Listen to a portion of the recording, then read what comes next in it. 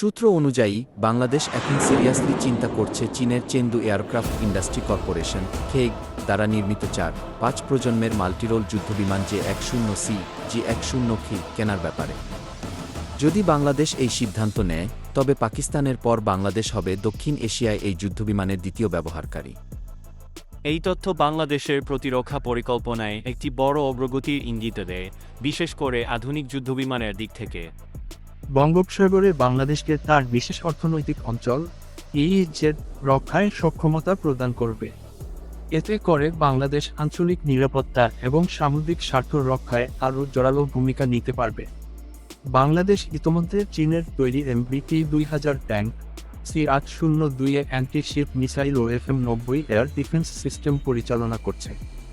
J-10C যুক্ত হলে বাংলাদেশ ও চীনের মধ্যে প্রতিরক্ষা সহযোগিতার ক্ষেত্র আরও বিস্তৃত হবে। এতে অপারেশনাল দক্ষতা বাড়বে, রক্ষণাবেক্ষণ খরচ কমবে এবং একটি সুসংগঠিত ও প্রস্তুত যুদ্ধক্ষম বিমান বাহিনী গঠনের পথ সুগম হবে।